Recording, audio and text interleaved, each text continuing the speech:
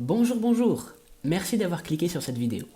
Si tu le veux bien, nous allons passer quelques minutes ensemble à parler, à découvrir le monde merveilleux de la myrmécologie. En français, la science des fourmis. Cela fait maintenant 3 ans que j'élève des fourmis. J'avais commencé avant, mais cela fait 3 ans que je m'y suis mis avec passion et sérieux. J'ai chez moi 4 espèces de fourmis, que nous allons découvrir ensemble dans cette vidéo. Puis, dans les semaines à venir, nous reviendrons sur chacune de ces espèces afin de s'y plonger à 100%. Les fourmis que vous voyez à l'écran sont les ouvrières d'une colonie de Messor barbarus, qui sont des fourmis dites granivores, c'est-à-dire que leur première source d'alimentation est constituée de graines. C'est ma plus grande colonie avec un bon millier d'ouvrières. C'est une espèce, une fois mature, qui peut atteindre 30 000 individus dans une seule colonie, voire 50 000 selon certains éleveurs. Passons maintenant au Camponotus parius. Cela fait maintenant 1 an qu'elle est avec moi. Comme vous pouvez le voir, la colonie est beaucoup moins populeuse que celle des Messors.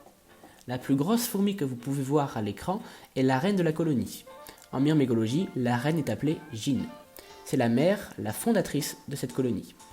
Contrairement à ce que certaines personnes peuvent penser, la Gine ne commande pas la colonie. Ce n'est ni plus ni moins qu'une machine à pondre. En parlant de ponte, si vous faites attention, vous pouvez apercevoir du couvain. C'est la première année qu'il est aussi généreux et cela promet une belle évolution pour cette année 2022. Elles sont actuellement dans un tube avec une réserve d'eau et une petite aire de chasse. Cela leur convient très bien et j'attendrai qu'elles soient trop à l'étroit dans ce tube avant de les passer en nid.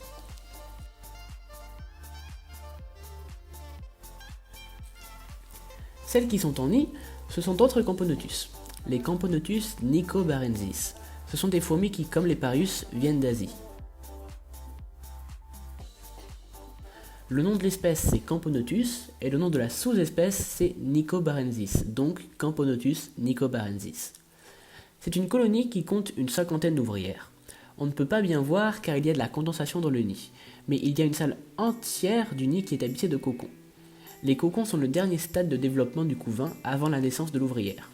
Nous avons d'abord œuf, puis larve, puis cocon.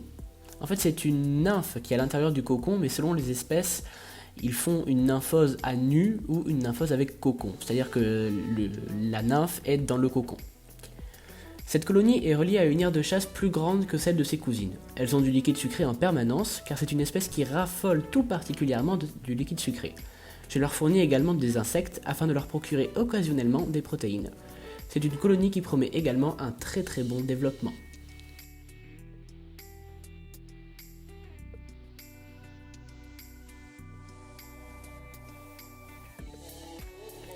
Puis nous avons les Lasius sp. Je dis sp car je ne connais pas la sous-espèce. C'est une jeune fondation qui compte une dizaine d'ouvrières. J'ai pu récolter moi-même cette reine il y a 1 an et depuis elle est restée dans un tube avec une réserve d'eau. Et régulièrement, je les nourris de liquide sucré. Elles en raffolent et ne mangent pratiquement que de ça. Elles ont aussi de temps en temps des petits insectes pour booster leur développement. Mais comme la fondation est vraiment toute petite, c'est très occasionnel.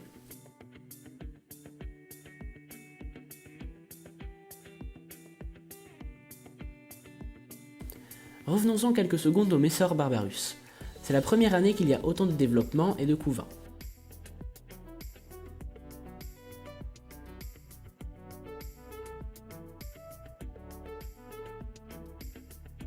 Comme vous pouvez le voir, les salles en sont pleines.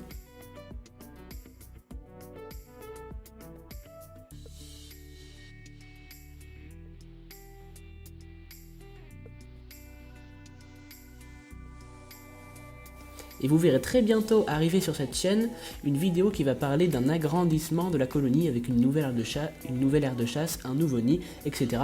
Mais on en parlera plus en détail dans une prochaine vidéo.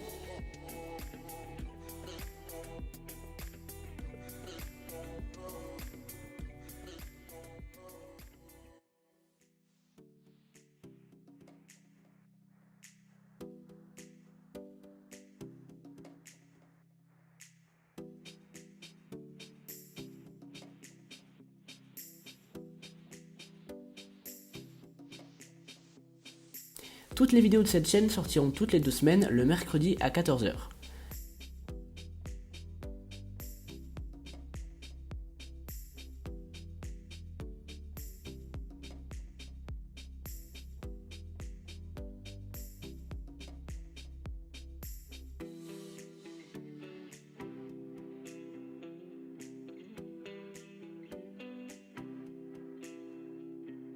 Merci beaucoup d'avoir regardé cette vidéo, n'hésitez pas à me dire ce que vous en avez pensé en commentaire.